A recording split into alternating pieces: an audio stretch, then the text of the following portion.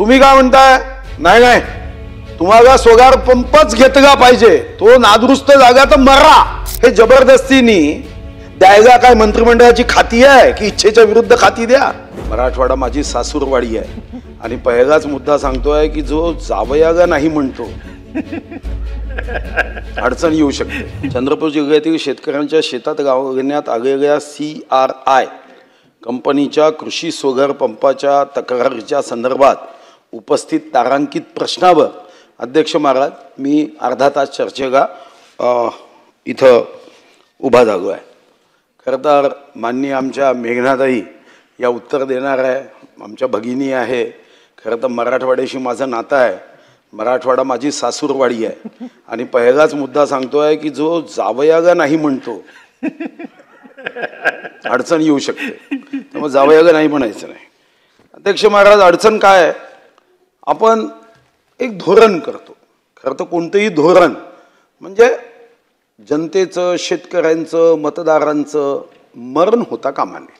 ज्या कोणत्या कंपन्यांना सोगार लावण्याचा नियम केला त्याच्यातही मला वाटतं की जी एकदमच डाऊन थर्ड क्लास कंपनी होती ती आम्हाला दिली. आमच्या नशिबात असंच असतं.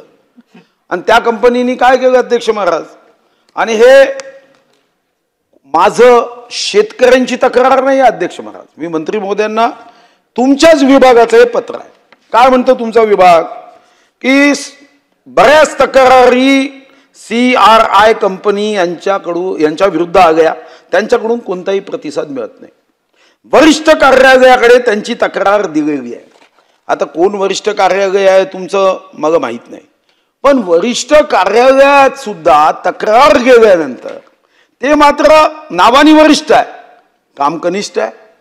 अध्यक्ष महाराज त्यांनी या तक्रारीची दखल 28 जानेवारीच्या अगोदर दिलेल्या तक्रारीची दखल घेत नाही, या कंपनींना बेदखल करत नाही, या कंपन्यांवर कोणती कारवाई करत नाही. आणि शेतकऱ्यांच्या सोगार पंप जे तुम्ही दिले, उत्साहाने दिले, अभिमानाने दिले, एवढा छाती फाटेपर्यंत तुम्हाला म्हणजे विद्युत वितरण कंपनीला गर्व होता की आम्ही काहीतरी क्रांतिकारी पाऊल करतोय.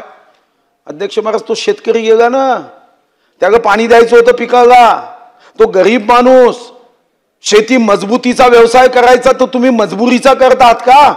आणि मग आमचा दुसरा हक्क मंत्री महोदय सांगतो.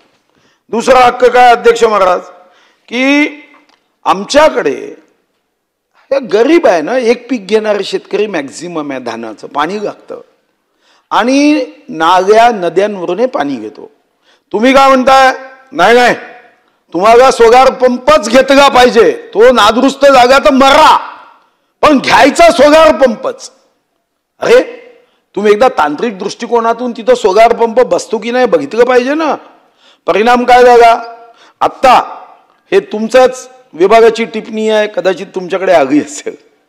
तुमच्या विभागाला याची जाणीव आहे की काही पंप पुरामुळे नादुरुस्त झालेले आहे आणि पंपांना दुरुस्तीसाठी बराच कालावधी लागतो. कारण काय तर कंपनीचा विमा प्रतिनिधी आवश्यक कागदपत्र मिळाल्यानंतर पडताळणीसाठी, आता हे लिहिलं नाही, हे गुप्त वाक्य आहे, चंद्रावरून प्रवास करून येतो. मग तितके दिवस लागतात आणि मग तो शेतकरी त्याच्या पिकाला पाणी देऊ शकत नाही आणि मग तुम्ही त्याला पीक विमाही देत नाही.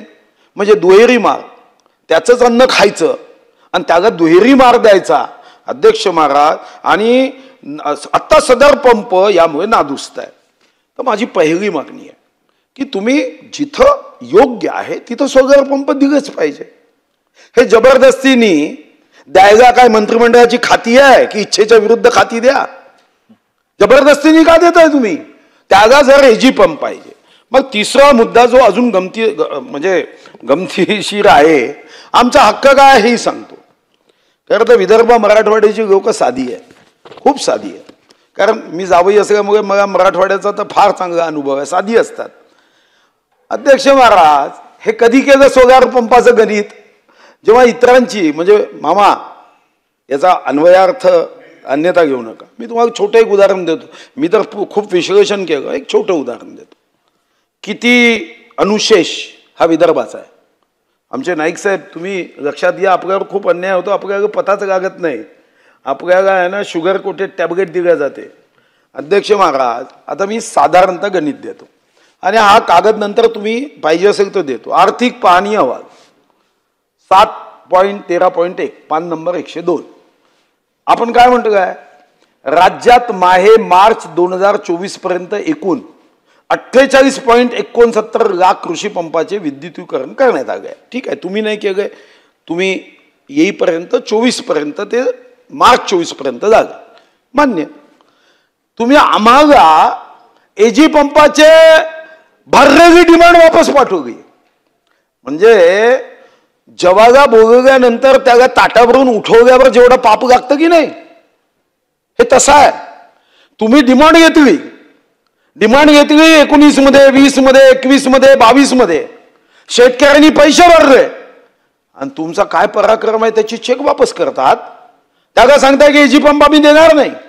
अध्यक्ष महाराज, अरे आमच्या चंद्रपूरमध्ये पॉवर स्टेशन आहे,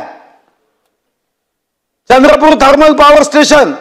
आम्ही राख बुकतोय रोज 15,000 टन एक त्या CTPS ची राख आहे. आणि काय तर नाही, आम्ही विजेचा पंप देणार नाही. दारीवाल आम्ही प्रदूषण सहन करायचं. अध्यक्ष महाराज, वर्धा पॉवर, GMR, अरे वीज आम्ही निर्माण करायची. जो पोरगा अन्न देणाऱ्या आईला उपाशी ठेवतो ना, तर तिकडे चित्रगुप्ताच्या रेकॉर्डमध्ये त्याचा खूप वाईट रिमार्क होते. इथं एखाद्याचा वाईट रिमार्क झाला तर चालतो, तिकडे वाईट रिमार्क होता कामा नये. आम्ही प्रदूषण सहन करायचं, राग बुकायची, आणि किती एजी पंप मागितलं आम्ही, तुम्ही चेक वापस करता. आत्ता आमचे जेवढे कनेक्शन हे तुमच्याकडे पेंडिंग आहे 1447, तुम्ही लिहिलाय चेक इश्यू 100%. म्हणजे तुम्ही आमच्या विदर्भाचे तर साधारणतः किती केले, 99% चेक इश्यू करून टाकले. एवढी काय घाई होती हो? म्हणजे शेतकऱ्याचा चुकारा देताना चेक इश्यू नाही होत, रोजगार योजनेची मजुरी देताना चेक लवकर इश्यू होत नाही, पण याचे मात्र चेक एवढ्या वेगाने की यांना तर जसं अमेरिकेने त्यांच्या राष्ट्रप्रमुखाचा नोबेल पुरस्कारासाठी नाव पाठवलं, तसं या अधिकाऱ्याचं पाठवा ना नोबेल पुरस्कारासाठी. एवढ्या वेगाने काम करणारा तर जगात सापडणार नाही शोधून. हे तर दुर्मिळ प्रजातीचे लोक आहे. जेव्हा शेतकऱ्यांचं नुकसान करायचं असेल तेव्हा किती वेगाने चेक पाठवले. म्हणजे आता महाराष्ट्रामध्ये 47,197 पंप एजी पंपाचे अर्ज महाराष्ट्राचे सांगतोय, हे पेंडिंग आहे. चेक 45,114 पाठवून दिले, 96% वाढवले. काय रेशो आहे हो, काय रेशो आहे. मला जर नोबेल पुरस्कार बघांनी विचारलं की तुम्ही नाव सुचवा, तर मी नक्की या अधिकाऱ्याचं नाव सुचवेन. किती वेगाने काम करताय, एवढ्या वेगाने काम करू नका हो. नजर हटी दुर्घटना घटी, एवढ्या वेगाने करू नका. आता फक्त तुम्ही एक काम वेगाने करा की आमच्या चंद्रपूरचे जेवढे एजी कनेक्शन आहे तेवढे देण्यासाठी आश्वासन द्या, आणि नंतर बाकी मग आम्ही पाहतो. तुम्हाला काय अडचणी, चिंता करू नका, तुम्ही आमच्या भगिनी आहात.